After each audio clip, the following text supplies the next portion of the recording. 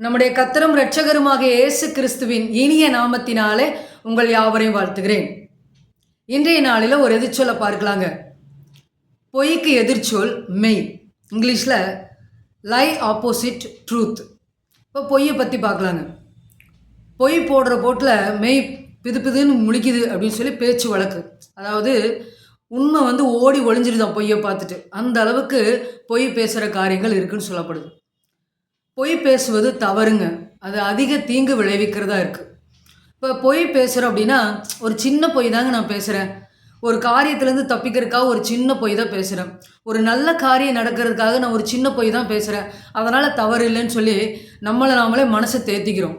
ஆனால் பொய் பேசுவது தவறுங்கிறது வேதாகமத்தில் இருக்குது. வேதாகமத்தில் பார்த்தீங்கன்னா நீதிமொழிகள் 6ஆம் அதிகாரத்தில் பொய் நாவை கர்த்தர் அருவருக்கிறார் சொல்லி வேதத்தில் வாசிக்கிறோங்க. இப்போ ஒரு எக்ஸாம்பிள், குழந்தை இருக்குன்னு வச்சுங்களேன். ஒரு சின்ன குழந்தை பென்சிலை தூக்கி ஒழிச்சு வச்சுக்குது. உடனே அம்மா அப்பா கேட்குறாங்க, பாப்பா பென்சில் எங்கே அப்படின்னு கேட்கும் பொழுது அது உடனே பொய் சொல்லும். ஏன்னா அது மேலே இருக்கிற ஆசையினால் ஒருவேளை நம்ம இது எடுத்துட்டோன்னு சொன்னால் அம்மா அப்பா அடிச்சிருவாங்க அப்படின்னு சொல்லிட்டு பொய் பேசுவாங்க. இப்போ இந்த பொய் பேசுறது பார்த்திங்கன்னா பல வகையில் சொல்லலாம். ஒரு பொய்யை மறைக்கிறதுக்கு பல பொய்களை சொல்லி சொல்லி அந்த பொய்யை உண்மையாக்குறதாங்க பொய் பேசுகிற காரியம். இப்போ பொய் பேசுறதுனால நன்மையே இருக்கா அப்படின்னா நன்மை ஒன்றும் இல்லை, தீமை தான் அதிகமாக இருக்குது. யோவான் 8ஆம் அதிகாரம் 44வது வசனத்தில் பிசாசானவன் பொய்யனும் பொய்க்கு பிதாவுமாக இருக்கிறான் அப்படின்னு சொல்லி வேதத்தில் வாசிக்கிறோங்க. அப்போ ஒரு மனுஷன் பொய் பேசும்போது பிசாசுக்கு இடம் கொடுக்குறவர்களாக இருக்கிறோம். இப்போ பொய் பேசுறதுனால வாழ்க்கையில் என்னென்ன தீமைகள் ஏற்படுது அப்படின்னு பார்த்தா அவங்களுடைய வாழ்க்கை சமாதானமாக இருக்காது, சந்தோஷமாக இருக்காது, மனசாட்சியில் ஒரு குற்ற உணர்வு இருந்துக்கிட்டே இருக்கும். அது மாத்திரம் இல்லாமல் அவங்க வாழ்க்கையை அழிஞ்சு போகும், பகை உண்டாகும், வஞ்சகம் உண்டாகும். பொய் பேசுகிற நாவுனால என்ன ஆகுனா ஆதாயம் கிடைக்குமே தவிர மனதில் ஒரு சமாதான சந்தோஷமே இருக்காது, நிறைவான மகிழ்ச்சி இருக்காது. அப்போ பொய் பேசுறது தவறுங்க. ஏன்னா பொய் பேசும் பொழுது கர்த்தர் அதை அருவருக்கிறார். இன்னொன்று கூட வாசிக்கலாம். தீத்து 1ஆம் அதிகாரம் 3ஆம் வசனத்தில் பொய்யுரையாத தேவன் சொல்லி ஆண்டவருக்கு ஒரு நாமம் உண்டுங்க. அப்போ பொய்யுரையாத தேவனை வணங்குற நம்ம பொய் பேசுகிறவளா இருக்கக்கூடாதுன்னு சொல்லி ஆண்டவர் விரும்புகிறார். அடுத்தது பார்த்திங்கன்னா பொய்க்கு ஆப்போசிட் என்ன? மெய்ன்னு பார்த்தோம். மெய் அதுக்கு இன்னொரு வார்த்தை உண்மைன்னு சொல்லப்படுது. உண்மையுள்ள வார்த்தைகளை நாம் பேசுகிறவளா இருக்கணுங்க. கட்டாயமாக அப்படி செய்யவே முடியாது. ஏதாவது ஒரு சின்ன காரியத்தில் பொய் பேசுகிறவளா இருப்போம். ஆனால் கர்த்தராகிய இயேசு கிறிஸ்து உண்மையுள்ள தேவன் சொல்லி நம்ம வேதாகமத்தில் வாசிக்கிறோம். அவர் உண்மையுள்ள தேவன், அவருடைய தன்மை உண்மையுள்ளவர், அவருடைய அடையாளம் உண்மையுள்ளதாக இருக்கிறது, அவர் பேச்சில் உண்மையுள்ளவராக இருக்கிறார், செயல்களில் உண்மையுள்ளவராக இருக்கிறார், வாக்கில் உண்மையுள்ளவராக இருக்கிறார். இயேசு கிறிஸ்து வாக்கு தத்தத்தில் உண்மையுள்ளவராக இருக்கிறார், தன்னுடைய வாழ்வில் உண்மையுள்ளவராய் நடந்தவராக இருக்கிறார், கீழ்ப்படிதல் பிதாவுக்கு கீழ்ப்படிதல் உண்மையுள்ளவராக இருக்கிறார். இப்படின்னு சொல்லி நிறைய காரியங்கள் அவர் உண்மையுள்ளவராக இருக்கிறார்.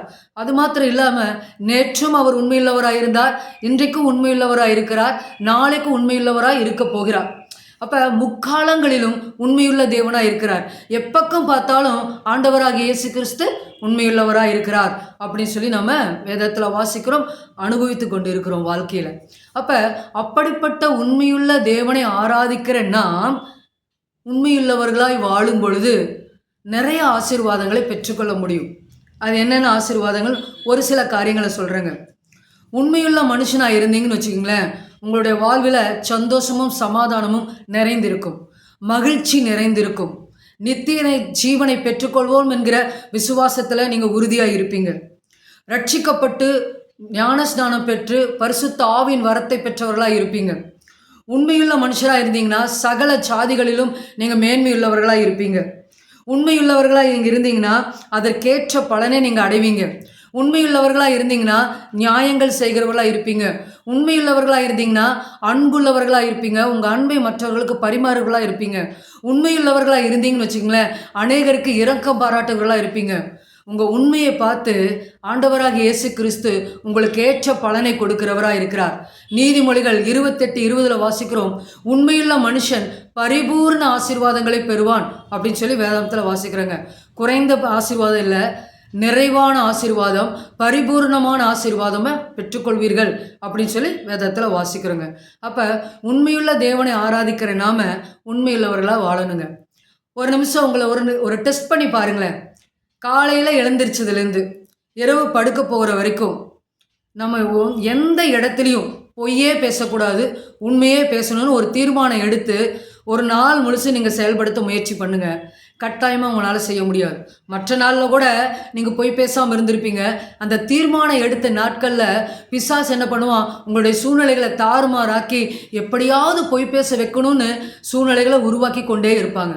ஆனால் உண்மையான தேவனாகிய இயேசு கிறிஸ்துவை நீங்கள் சார்ந்து கொள்ளும் பொழுது உண்மையுள்ள தேவனாகிய கர்த்தர் உங்களுக்கு உண்மையான வாழ்க்கை வாழும்படியாக கிருபை பாராட்டுவாருங்க. ஆண்டவருடைய சமூகத்தில் உங்களை ஒப்புக்கொடுங்க. ஆண்டவரே, நான் உண்மையான வாழ்க்கை வாழணும்னு சொல்லி ஒப்புக்கொடுங்க. ஜெபம் செய்வோம். ஸ்தோத்திரிக்கிறோம் ஏசப்பா, ஸ்தோத்திரம் ஸ்தோத்திரம். இந்த நாளில் கூட ஒரு எதிர்ச்சொலை பார்க்க கிருபை பாராட்டினீங்க, நன்றி. பொய்க்கு எதிர்ச்சொல் உண்மை என்று சொல்லி பார்த்தோம், மெய் என்று சொல்லி பார்த்தோம். ஆண்டவரே, ஆமாண்டவரே, எங்களுடைய வாழ்க்கையில் நிறைய பொய்களை பேசிக்கொண்டு இருக்கிறோம். பொய்யை அருவருக்கிற தேவன் அப்பா, நீங்கள் பொய்யுரையாத தேவன் ஆண்டவரே. அதே போல் பொய் பேசுகிற நாவுகள் கட்டப்பட்டு போகும் என்று சொல்லி வேதத்தில் வாசிக்கிறப்பா. அப்படியாகவே எங்களுடைய வாழ்க்கையில் பொய்யை எங்களை விட்டு விளக்குங்க ஆண்டவரே. தூர விளக்கி உண்மையுள்ள வார்த்தைகளை பேசும்படியாக, உண்மையுள்ள செயல்களை செய்யும்படியாக, உண்மையுள்ள நடக்கைகளை நடக்கும்படியாக எங்களுக்கு கிருபை பாராட்டுங்கப்பா. உண்மையுள்ள தேவனாகிய கர்த்தர் இந்த காரியத்தில் எங்களுக்கு ஆண்டவரே நிறைவான பலனை கொடுத்து ஆசீர்வதிங்கப்பா. உண்மையே பேச எங்களுக்கு உதவி செய்யுங்க. உங்கள் கருத்தில் ஒவ்வொருவரையும் ஒப்புக் கொடுக்கிறோம், எங்களை ஒப்புக் கொடுக்கிறோம், தாழ்த்துகிறோம். ஆண்டவரே, உண்மையான வார்த்தைகளை பேச, உண்மையுள்ள வாழ்க்கை வாழ, உண்மையாகிய தேவன் உங்களை ஆண்டவரை அணிந்து கொண்டவர்களாக, உங்களுடைய அடிச்சுவடுகளை பின்பற்றவர்களாக நாங்கள் வாழ்ந்து சுகித்திருக்க எங்களுக்கு கிருபை பாராட்டுங்க. ஆசீர்வதிங்க, பலப்படுத்துங்க. இயேசுவின் மூலம் ஜெபிக்கிறோம் நல்ல பிதாவே, ஆமேன். பொய்யை களைந்து போட்டு உண்மையுள்ள வாழ்க்கை வாழ்வோம். கர்த்தர் நம்மை ஆசீர்வதிப்பாராக. ஆமேன்.